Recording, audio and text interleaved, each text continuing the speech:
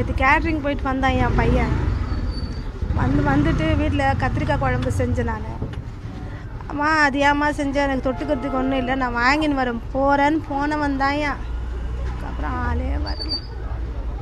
அந்த காரில் அவ்வளோ ஃபாஸ்ட்டாக வந்து கார் இடித்த இடத்துலையே தூக்கி வீசப்பட்டு அந்த பக்கம் வீசப்பட்டு மண் உடஞ்சி இறந்துட்டாயா. ஸ்பாட்லேயே இறந்துட்டான்.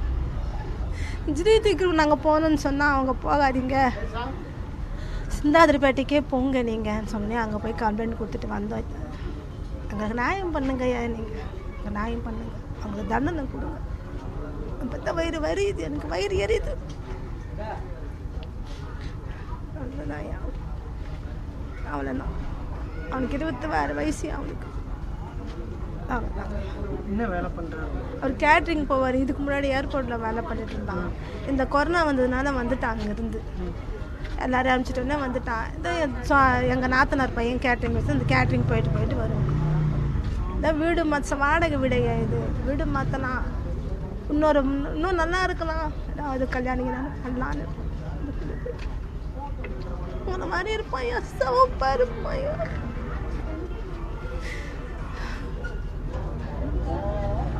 கடைக்கு போகிறோம்னா போனா கடைக்கு இல்லை, கடைக்கு தொட்டுக்கிறது வாங்குறதுக்காக போனா. என் கத்திரிக்காய் குழம்பு வச்சேன்.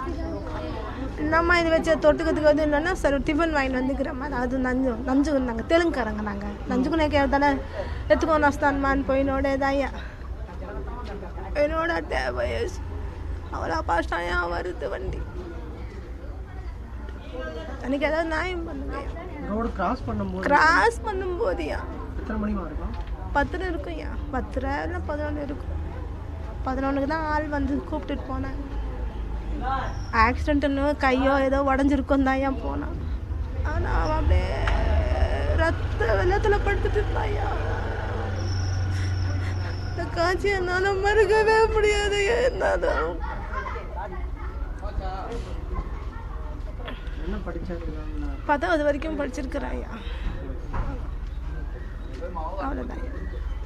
இவன் தான் வீட்டு குடும்பத்தை பார்த்துருந்தான். அவன் தான் பார்த்துட்டு இருந்தான். இந்த மாதிரி ஆயிடுச்சு.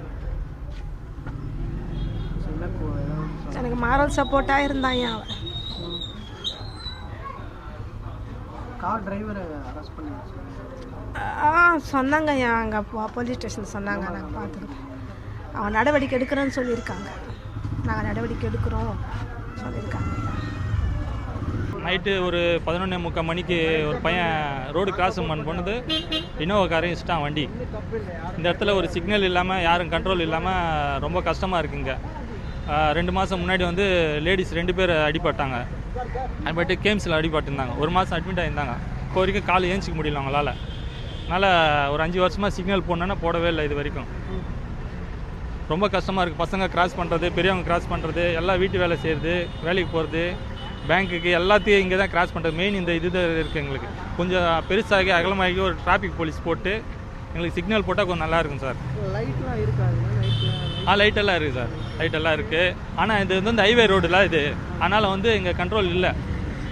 நைட்டில் பார்த்தீங்கன்னா ரொம்ப ஃபாஸ்ட்டாக தான் வரும். ஒரு வண்டி பார்த்தா 80-100 தான் ஸ்பீடு வரும் வண்டி.